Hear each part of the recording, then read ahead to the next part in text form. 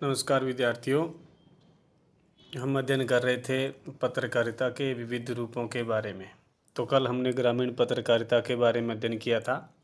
आज हम इसी क्रम में पढ़ेंगे। पत्रकारिता का दूसरा रूप है वो है कृषि पत्रकारिता।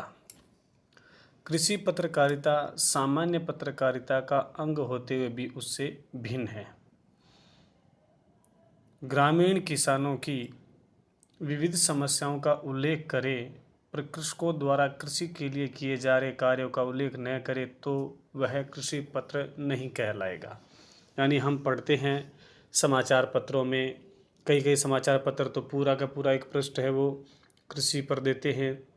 कई समाचार पत्र है वो सप्ताह में एक दिन या 2 दिन या रविवार को इस तरह से वो कृषि पर आधारित समाचार वो प्रकाशित करते हैं। यदि अखबार के अंतर्गत, समाचार के अंतर्गत गांव की समस्याओं का, किसानों के विविध समस्याओं का चित्रण तो किया जा रहा है, लेकिन उनके कृषि जीवन से संबंधित, कृषि से संबंधित कोई बातों का जिक्र नहीं किया जा रहा है, तो ऐसे अखबार को कृषि पत्र माना नहीं जा सकता। अब बात करते हैं कृषि पत्रकारिता का उद्देश्य क्या है, उसका लक्ष्य क्या है।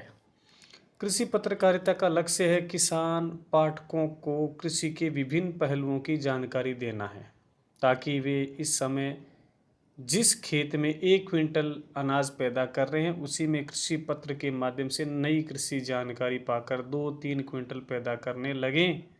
यानी कहने का मतलब है कि ऐसी जानकारी देना उनको अखबार के माध्यम से, समाचार के माध्यम से, कि जिस खेत में 1 क्विंटल अनाज पैदा होता है और वो कृषि पत्र के माध्यम से जानकारी लेकर के कुछ अन्य आधुनिक तकनीक अपना करके उसी खेत में 2-3 क्विंटल या उससे ज़्यादा अनाज पैदा कर सकते हैं।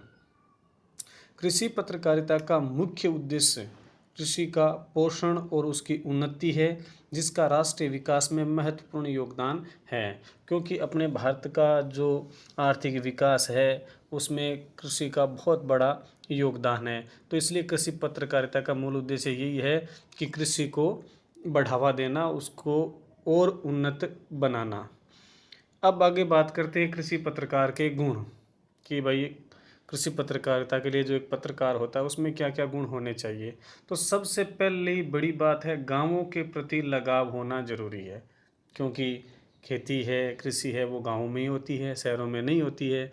तो पत्रकार को चाहिए कि उसको गाँव से लगाव होना चाहिए, ताकि वो उनके बीच में जाए, खेतों में जाए और उन किसानों की समस्याओं का समाधान करे, उनके साथ बातचीत करे।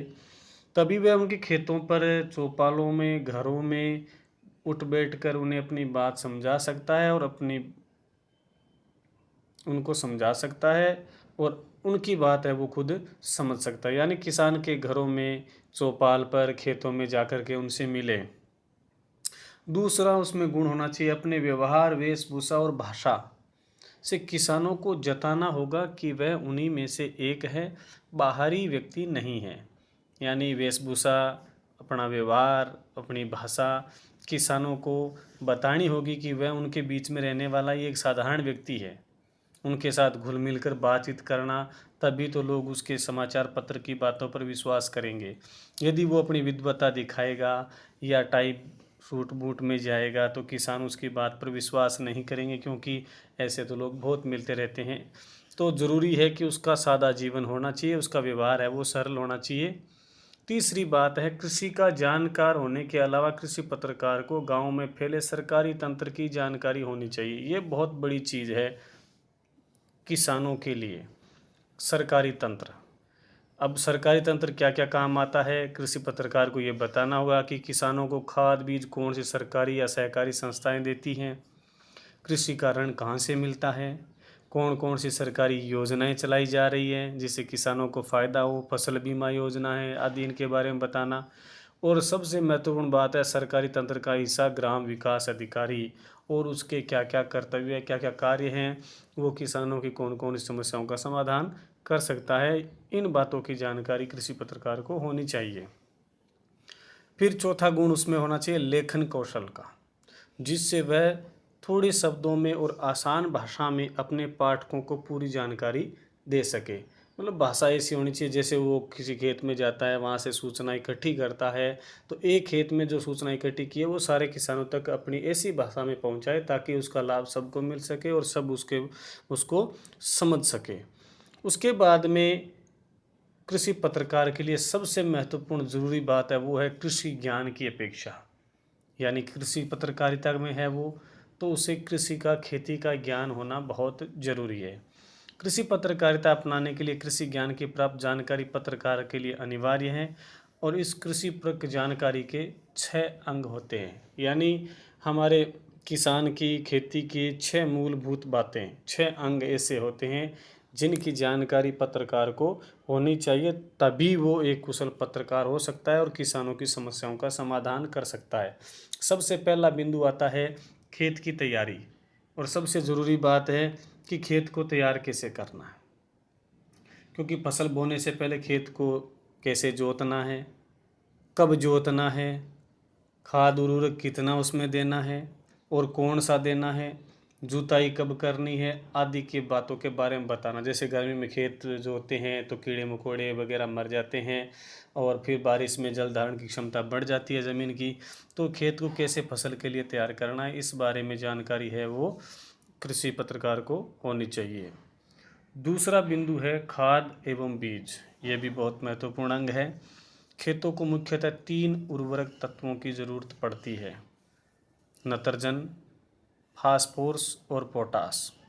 मिट्टी की जांच के बाद पता चलता है कि खेत में किस तत्व की कमी है।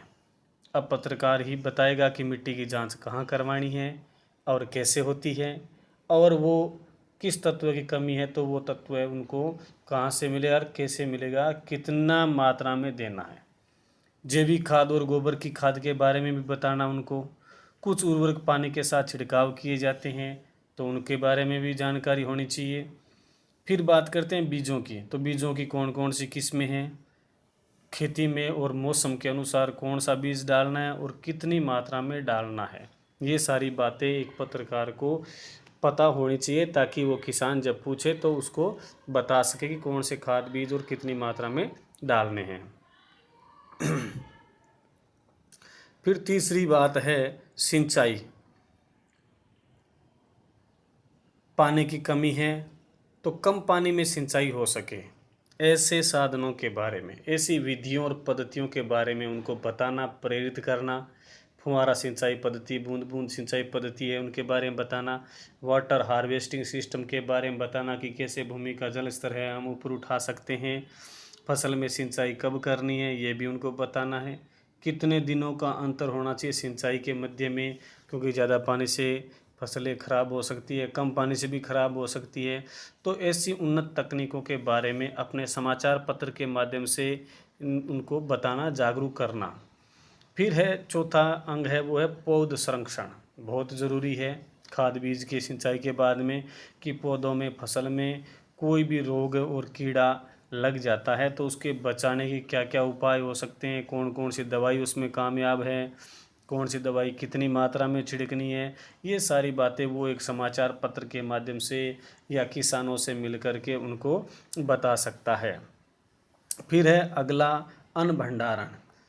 जब फसल पकने के बाद अनाज का भंडारण कैसे करना है। अनाज किसान निकाल लेता है, बहुत सारा अनाज सड़ जाता है, ख़राब हो जाता है, तो चूहे और कीड़े उसको खा जाते हैं, तो उनको कैसे बचाना है। सीलन आ जाती है, उससे कैसे बचाना है। इन सब बातों की जानकारी है वो पत्रकार है वो अपनी पत्रकारिता के माध्यम से किसानों तक पहुंचा सकता है। फिर है अंतिम अंग पशुपालन। खेती और पशुपालन का बहुत घनिष्ठ संबंध है। किसान के सच्चे मित्र साथी बैल और पशुपालन। बैलों से खेत जोतने, बोझा ढोने का वो काम करता है। पशुपालन से वो दूध का उत्पादन कैसे बढ़ाया जा सकता है, पशुओं में कौन कौन से रोग होते हैं, उनकी रोकथाम कैसे करनी है, कौन कौन सी दवाई उपचार के बारे में बताना, पशुओं की देखभाल कैसे करनी है ये भी बताना। क्योंकि हमारे भारत देश में बहुत सारे ऐसे किसान हैं जिनके पास बहुत कम ज़मीनें हैं और वो अपना ज़मीन के साथ साथ अपना जीवन निर्वाह है वो पशुपालन के द्वारा ही करते हैं। तो इन 6 अंगों की जानकारी पत्रकार को होनी चाहिए। तो इस प्रकार से एक पत्रकार के लिए इन ज्ञान की आवश्यकता होनी चाहिए। हालांकि कृषि पत्रकारिता पत्रकार बनना थोड़ा सा कठिन काम है, लेकिन ग्रामीण जीवन में यदि लगाव रखने वाला व्यक्ति है, कृषि से जुड़ा हुआ व्यक्ति है, तो वो इस काम को आसानी से कर सकता है। आज के लिए बस इतना ही। धन्यवाद।